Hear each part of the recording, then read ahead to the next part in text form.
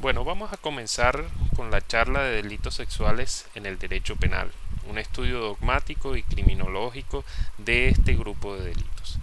Para comenzar, vamos a clasificar estos delitos en dos grandes grupos. Los primeros son los del acceso carnal y actos sexuales, y los segundos tienen que ver con el comercio carnal prohibido. ¿Por qué se ha hecho esta clasificación? Precisamente porque por un lado se encuentran los delitos de acceso carnal que tienen que ver con violencia, con actos sexuales tendientes a, digamos, a la vulneración de derechos fundamentales de las personas e incluso de niños. En el caso del comercio carnal prohibido, se plantean otro tipo de situaciones en las cuales, si bien es cierto, la prostitución es una profesión y es una actividad lícita inicialmente, tendríamos que plantear que en efecto en algunas situaciones, como en el caso de los menores de 18 años, debe entenderse que ese comercio carnal es totalmente prohibido. Y en virtud de esa situación tenemos que analizar cómo se manejan esas situaciones dentro del derecho penal. Entonces, bueno, vamos a comenzar entonces por el primer grupo, que es el acceso carnal y los actos sexuales diversos al acceso carnal. Lo primero es definir un bien jurídico que se trata el de libertad sexual y de la formación sexual. Cuando estamos hablando de libertad sexual, nos hacemos referencia a la forma como las personas aceptan una relación sexual, determinando con quién, cómo, dónde y cuándo. Y esto es muy importante. ¿En qué sentido? Yo puedo estar con una persona sentimentalmente relacionada, pero yo tengo que definir cómo, cuándo y dónde. De esta manera, si esa persona no respeta ese cómo, cuándo y dónde, habría entonces una vulneración a esa libertad sexual. Por otro lado, digamos, el tema es definir con quién.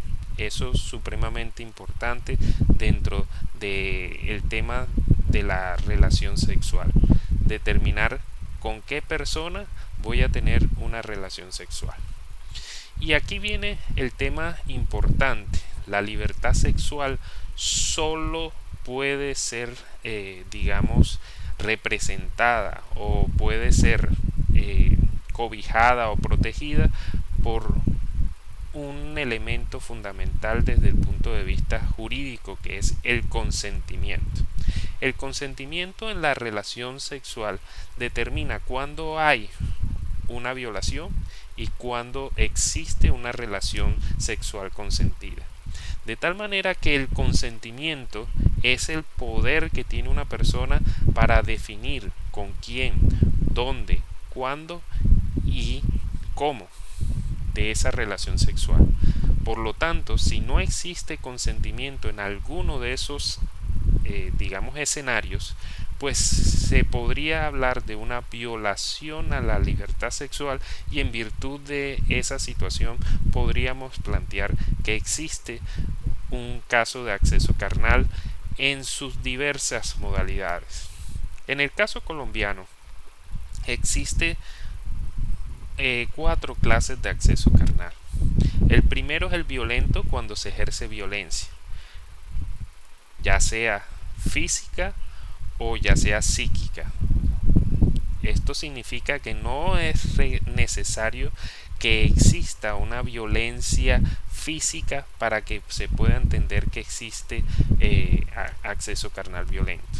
Precisamente el Código Penal colombiano establece una definición de violencia que dice: para los efectos de las conductas descritas en los capítulos anteriores, es decir, los accesos carnales y los actos sexuales diversos a los accesos carnales, se entenderá por violencia el uso de la fuerza, la amenaza del uso de la fuerza, la coacción física o psicológica, como la causada por el temor a la violencia, la intimidación, la detención ilegal, la opresión psicológica, el abuso del poder, la utilización de entornos de coacción y circunstancias similares que impliquen que a la víctima dar su consentimiento libre. Es decir, todas estas circunstancias que puedan generar que la víctima acceda a una relación sexual supuestamente consentida,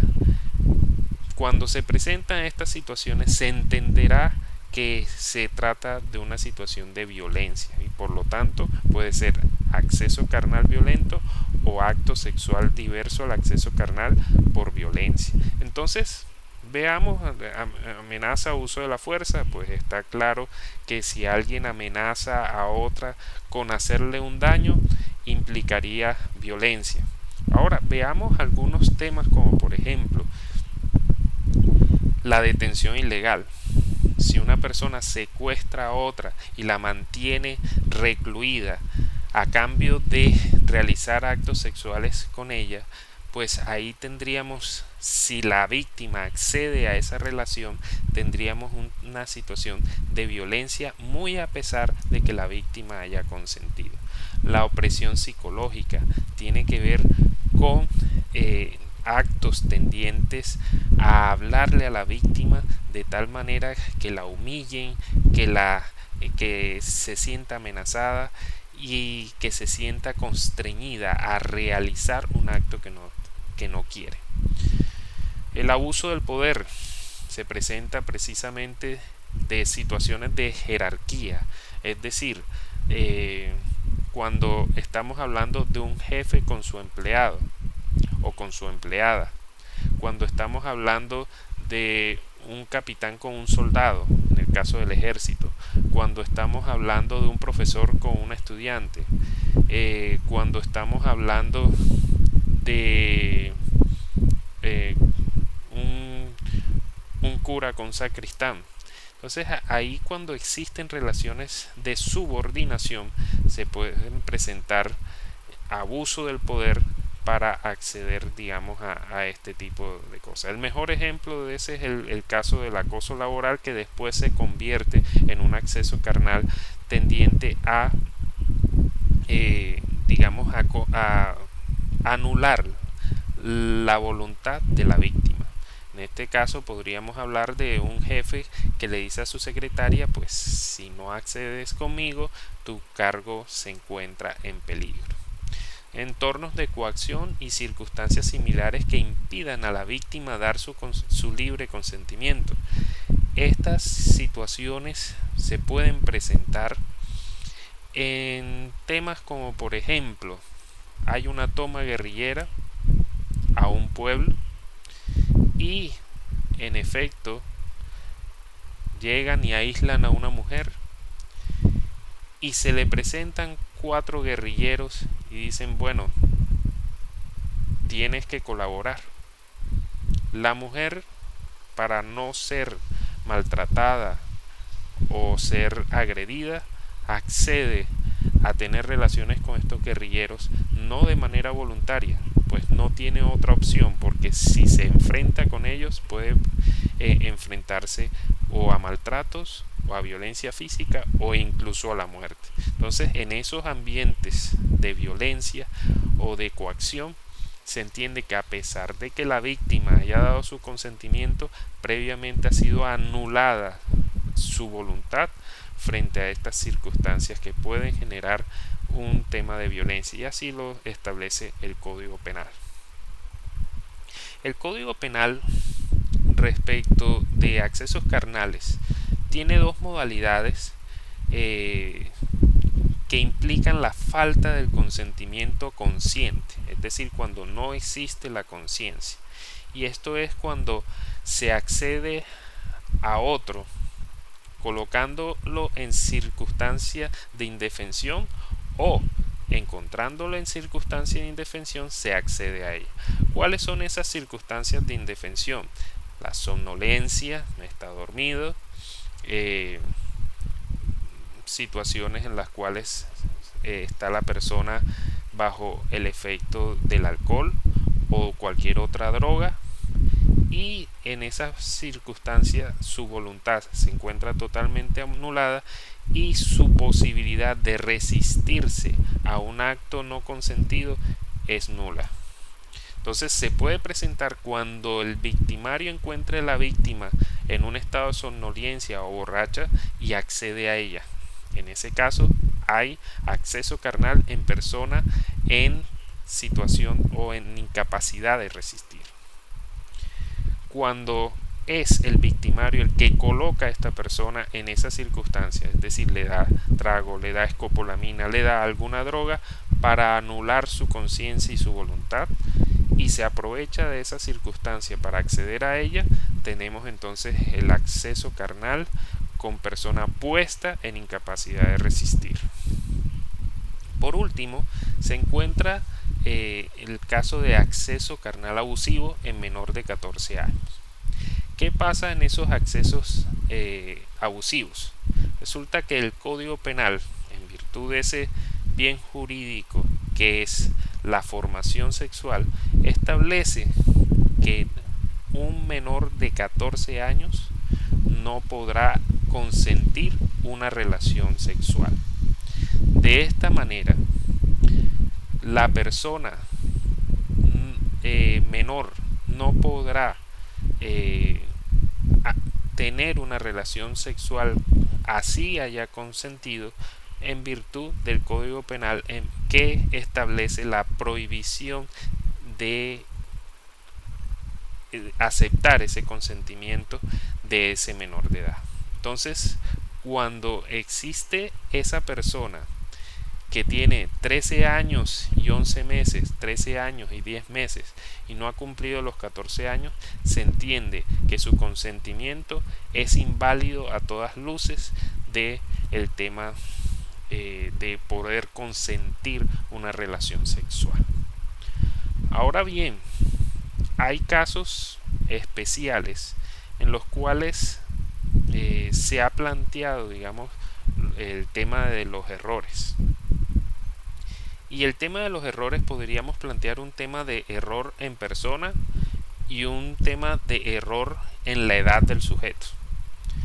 Cuando una persona accede a un menor de 14 años y alega un error, tiene que estar en una situación en la cual le era imposible conocer que se trataba de un menor de 14 años. De esta manera, si morfológicamente, si conoce previamente al menor, si podría establecerse que por sus características o por su familia podría determinar que esa persona era menor de 14 años, no hay posibilidad de establecer, digamos, un error en ese sentido. Por otro lado, existe el error en persona. Se presentó en Estados Unidos un caso muy sonado en el cual una mujer aparentemente estaba dormida y con su novio estaba dormida en una casa, en un apartamento donde había como especie de una reunión social o habían varios amigos, y ella se quedó dormida. Ella inicialmente tenía a su novio al lado. De pronto hay caricias y ella en medio del sueño accede a una relación sexual. Cuando ella termina la relación sexual, se da vuelta, prende el foco y se da cuenta que no se trataba de su novio, sino de otra persona. Y esa otra persona sabía con quién estaba, sabía que estaba haciendo lo que estaba haciendo, y viene aquí el problema del error en persona. Una de las tesis era: no se admite un acceso carnal culposo, fue por culpa, o digamos, por confusión. Pero el tema es que aquí la persona que accedió a la otra sí sabía quién era y sí sabía que estaba aprovechándose de una situación de error en la víctima. Cuando planteamos esta situación, uno diría, bueno, ¿qué delito es aplicable acá? Cuando entendemos al engaño como una forma de colocar a otra en situación de indefensión, es decir, anular su posibilidad de defenderse, podríamos hablar precisamente de un acceso carnal en persona puesta en incapacidad de resistir. Y ahí se dan los casos, por ejemplo, en carnavales, en temas de máscara, donde una persona se disfraza de otra y la sustituye. Igualmente hay un error en persona y habría que analizar en cada caso concreto si la persona que accede a la otra en virtud de ese error lo hace consciente o lo hace inconsciente, lo hace premeditadamente o sencillamente si hubo un error en persona que podría generar, digamos, la exclusión de responsabilidad por tener un acceso carnal de manera culposa. Actos sexuales. Una vez dado, digamos, las diferentes clases de acceso carnal, que son 4, como ya lo dijimos, viene el tema del tipo penal de los actos sexuales. Y los actos sexuales no tienen una definición como tal. Tiene una definición de la que se excluye los accesos carnales. De acuerdo con el Código Penal, se establece como acto sexual diferente al acceso carnal aquel acto que no implique penetración del miembro viril por vía anal, vaginal u oral, o la penetración vaginal o anal de cualquier otra parte del cuerpo u otro objeto. Entonces el acto sexual se entiende por exclusión del acceso carnal. Por lo tanto, viene el tema, es un tipo penal abierto, es un tipo que está diseñado para cualquier tipo de acto sexual que la imaginación humana pudiera llegar a realizar. Y ahí viene la problemática. ¿Cuál es el límite de esos actos? Entonces, el límite de los actos es cualquier tipo de acto que no tenga contenido sexual. Y ahí viene la problemática. Es un tipo penal abierto, pero que puede vulnerar el principio de legalidad. Pero respecto de las conductas sexuales de los seres humanos, tendríamos que plantear cuáles son los límites en ese sentido. Es decir, qué límite tiene la cultura sexual de la humanidad en relación de inventarse nuevos actos de contenido sexual. Por lo tanto, queda abierta ese tipo penal para poder encajar cualquier tipo de conductas que hoy en día no se tiene por imaginada, pero en un futuro sí. Veamos, por ejemplo, el caso de la extorsión de actos sexuales a través de la página web. Y aquí viene un tema. La Corte Suprema de Justicia, en una sentencia, condenó a un tipo que extorsionaba a una menor de edad para realizar actos sexuales a cambio de no publicar los videos que ella le había enviado previamente. Entonces el extorsionista le decía a la menor de edad: si tú no quieres que yo publique esto por redes sociales, tienes que hacer estos actos sexuales. Entonces la Corte Suprema de Justicia estableció que eso era un caso de acto sexual diverso al acceso carnal violento, porque a través de la coerción se ejerció una violencia y a través de esa violencia se realizó el acto sexual contrario al ordenamiento jurídico. Desde el punto de vista internacional, había una conducta que no se sabía dónde se podía determinar, y era la desnudez forzada. Entonces resulta que los nazis obligaban a los judíos a desnudarse eh, en el invierno con nieve, y obligaban a las mujeres judías a desnudarse también, y esa situación hoy en día es planteada como un acto de violencia sexual. Se planteó precisamente en los casos de,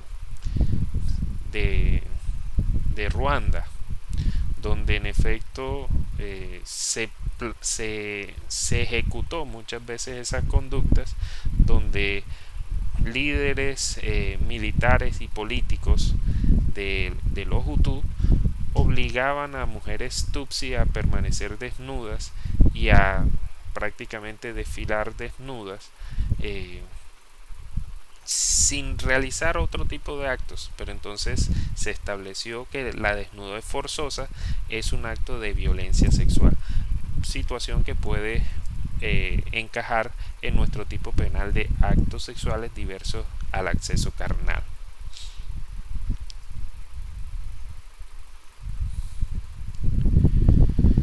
Pasemos al otro grupo de delitos, que es el comercio carnal prohibido.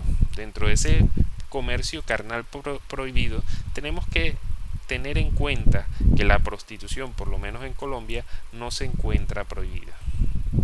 De tal manera que el comercio sexual no está prohibido como tal, siempre y cuando reúna unas condiciones mínimas.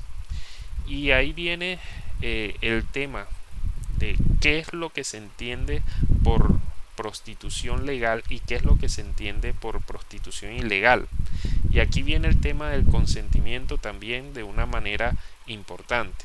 Cuando estamos hablando de la prostitución, tenemos que hablar de un tema de consentimiento. Y ese tema del consentimiento, como dijimos anteriormente, tiene que ver con la libertad sexual. Si en la prostitución no existe consentimiento, estamos hablando de una violación. La persona que es titular de ese bien jurídico que es la libertad sexual tiene que consentir, y ese consentimiento tiene que estar libre de violencia, error o digamos situación de coacción o dolo. Esto es una de las cosas importantes, pues cuando se habla de trabajadoras sexuales, se habla de que hoy tienen que venir a trabajar.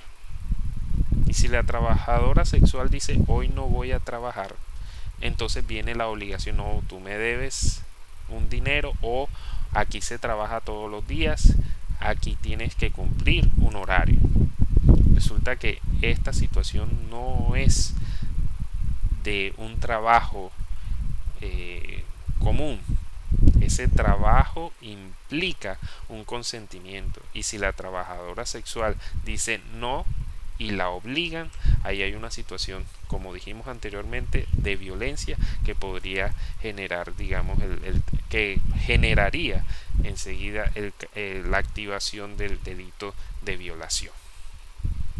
Por ejemplo, si la trabajadora sexual dice con ese cliente no,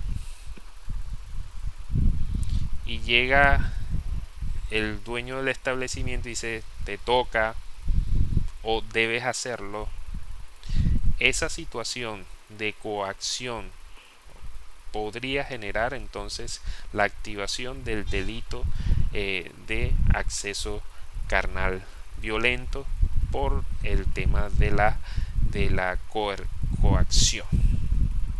Entonces, miren lo delicado que es esta situación del consentimiento y la prostitución. Si por ejemplo una mujer, una trabajadora sexual, está con un cliente y le dice no, por ahí no, o le dice ahora no, o para, aquí viene el tema. Si la situación se complica y hay una agresión y no tienen en cuenta ese no, hay precisamente el problema nuevamente de la violación de la libertad sexual de esa trabajadora sexual, y cambiaría la situación de una relación sexual consentida a una violación. Entonces ahí está planteada la situación. Por otro lado, también la prostitución en caso de menores está prohibida como un tema de comercio carnal. Es decir, usted no puede tener un establecimiento comercial abierto al público tendientes con trabajadoras sexuales menores de edad. Eso, en ese sentido, sí podría estar, digamos, incurso en un delito sexual. Perdón, sí, en un delito sexual. Entonces tendríamos aquí que diferenciar cuando hay una prostitución legal y cuando hay una prostitución ilegal. Entonces la regla general es que la prostitución debe ejercerse con un mínimo de consentimiento. Mínimo no, debe ejercerse con consentimiento. Si existe un mínimo de coacción, de obligación o digamos violencia, estamos hablando ya de una prostitución o un comercio carnal prohibido. Entonces aquí están varios temas y aquí se presenta, digamos, casos como por ejemplo el de la inducción a la prostitución. ¿Qué se entiende por inducción a la prostitución? Como sabemos, el comercio carnal, como entendido como prostitución, no se encuentra prohibido, de tal manera que lo que se encuentra prohibido es que una persona induzca a otra a prostituirse. Y esto significa no coaccionarla, no obligarla. No, no estamos hablando de violencia, sino estamos hablando de inducirla. Y la inducción como tal es hacer que otra persona haga lo que yo quiero que haga, con argumentos, con, por decirlo, estímulos, tratando de convencer y vulnerar, digamos, esa voluntad de la persona, que de no ser por esa inducción no hubiese realizado un hecho. Entonces, cuando estamos hablando de inducción, estamos hablando de la razón. La persona hizo todo lo posible para que esa persona se prostituyera. De no ser por esa actuación, no hubiese llegado a ese tema. Por lo tanto, una cosa es inducir a otro a la prostitución y otra cosa es trabajar con otras personas en el comercio carnal prohibido.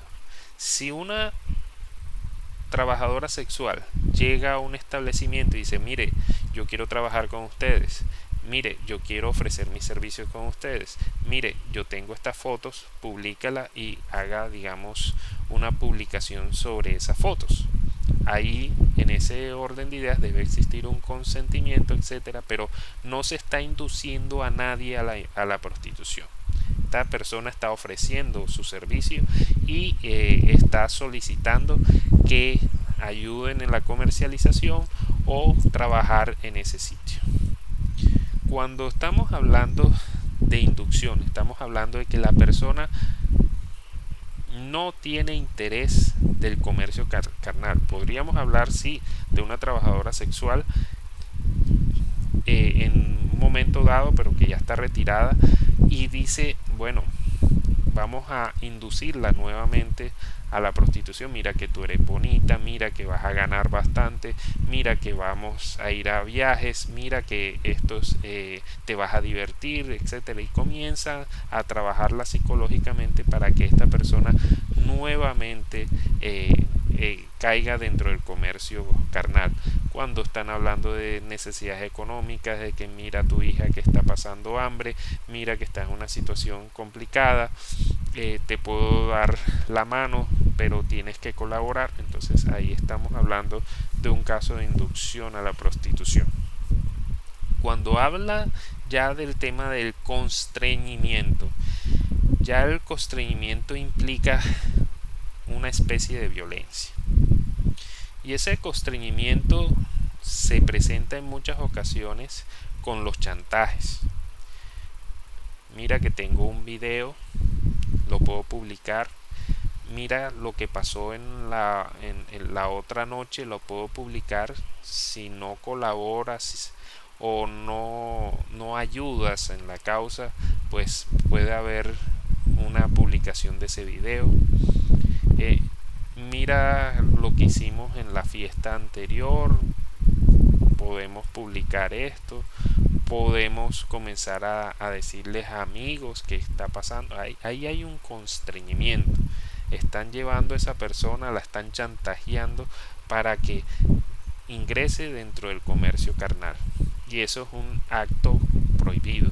Igualmente, lo que tiene que ver con las drogas. Si una mujer es trabajadora sexual y la chantajean con las drogas, no te doy droga, o le dicen, bueno, si es un tema de chantaje por drogas, aquí vendría, digamos, un tema, podría ser inducción, o si es un tema de que le inyectan drogas para que ingrese al comercio carnal, ahí hay un constreñimiento. Entonces, todo depende de las circunstancias, pero aquí lo importante es determinar que la causa por la cual una persona ingresa al comercio carnal no haya sido por la actuación de un tercero que la haya llevado a ese tipo de circunstancias. Hay un tema importante en este caso de comercio carnal y tiene que ver con la trata de personas. El delito de trata de personas dice: el que captare, traslade, acoja o reciba a una persona dentro del territorio nacional o hacia el exterior con fines de explotación. Cuando en ese mismo artículo se define qué es explotación, se dice el obtener provecho económico o cualquier otro beneficio para sí o para otra persona mediante la explotación de la prostitución ajena u otras formas de explotación sexual, los trabajos o servicios forzados, la esclavitud o las prácticas analógicas a la esclavitud, la servidumbre, la explotación de la mendicidad ajena, el matrimonio servil, la extracción de órganos, el turismo sexual u otras formas de explotación. El consentimiento dado por la víctima en cualquier forma de explotación definida en este artículo no constituirá causal de exoneración de responsabilidad. La trata de personas, si bien es cierto, antes era un delito eminentemente sexual, hoy es un delito que prohíbe el trato de seres humanos como cosas. Y no solamente para explotación sexual, sino para trabajos forzados y cualquier otro tipo de explotación, de esclavitud o servidumbre. Cuando estamos hablando de esclavitud es excluirle todos los derechos a una persona y tratarla como un objeto. Cuando estamos hablando de servidumbre, estamos hablando de que esa persona tiene que pagar un tributo para poder vivir. Y ese tipo de situaciones también va a generar el delito sexual. La explotación sexual o la esclavitud sexual implica que la persona es tratada como un objeto dentro del comercio sexual. Y la trata de personas, como les dije anteriormente, era antes un delito sexual. Hoy está, digamos, dimensionado para cualquier otro tipo de actividades que impliquen el trato de una persona como un objeto. En el caso de la explotación sexual, resulta que ya era mucho más barato enviar a una mujer para explotación sexual hacia Asia o hacia Europa, desde Latinoamérica, que llevar 1 kilo de heroína o de cocaína. Y comenzaron las mafias de las tratas de personas, donde tomaban a mujeres incautas, les ofrecían un trabajo, las secuestraban y las enviaban al exterior, o las engañaban, las enviaban al exterior, y cuando eran recibidas allá eran esclavizadas y tratadas como esclavas sexuales. De esta manera encontramos que no solamente se trata de un traslado de personas de un sitio a otro, sino dentro del mismo país, y eso también es importante, porque en el caso colombiano se tienen ciertas zonas donde a las mujeres prácticamente las secuestran para explotarlas sexualmente en otra parte del país. Comienzan a desaparecer personas y comienzan a ser explotadas de manera esclavista. No hay consentimiento, no hay opciones que le permitan a esa mujer determinar qué es lo que quiere hacer con su vida. Son esclavas sexuales y son tratadas como objeto, y son tratadas como objeto de intercambio para enriquecer los bolsillos de los que se dedican a este tipo de comercio carnal. De tal manera que no solamente se trata de la inducción o la coacción a la prostitución. Cuando hay trata de personas, pues habrá trata de personas y no habrá esos otros delitos. Más adelante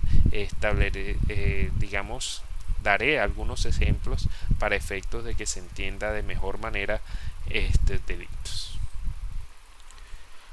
Dentro de los comercios carnales prohibidos encontramos la pornografía con menores, el turismo sexual con menores y la demanda de explotación sexual de menores.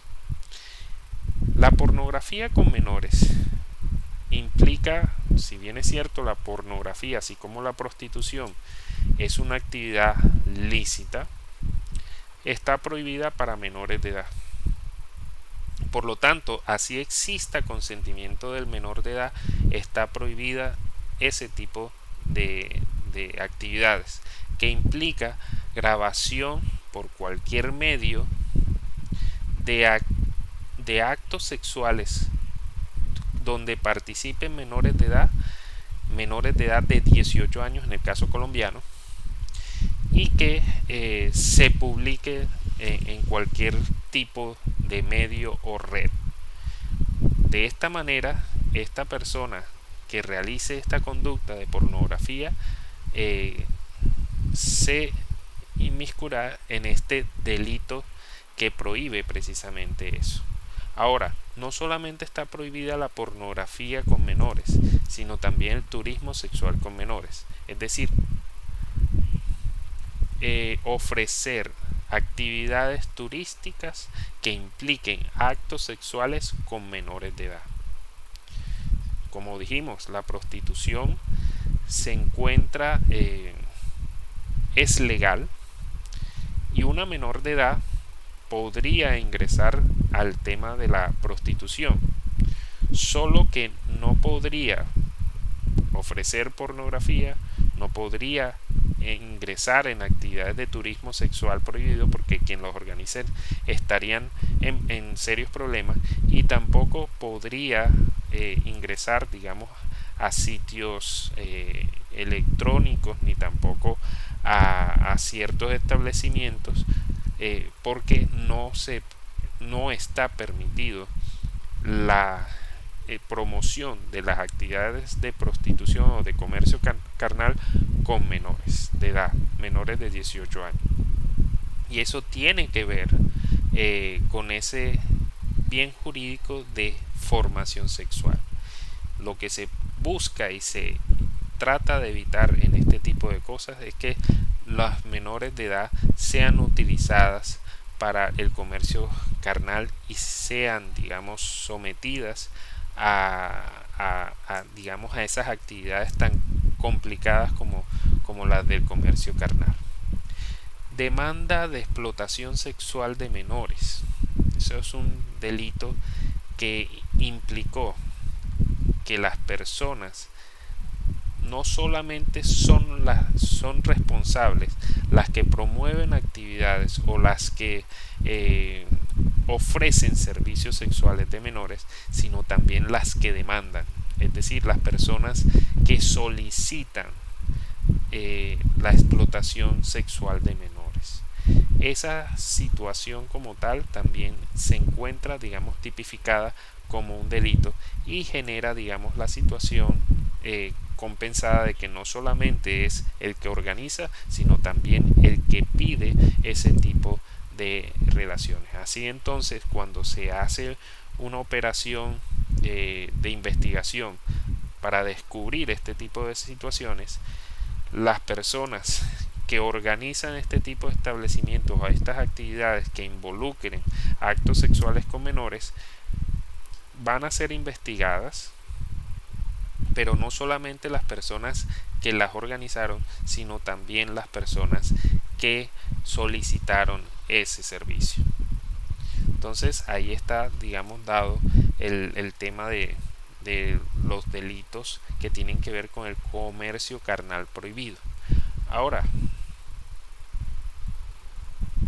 si bien es cierto, se presenta todos estos delitos, es necesario analizar cómo es la aplicación y cuáles son los casos más complejos que tiene, digamos, el derecho penal respecto de este grupo de delitos que vamos a explicar seguidamente.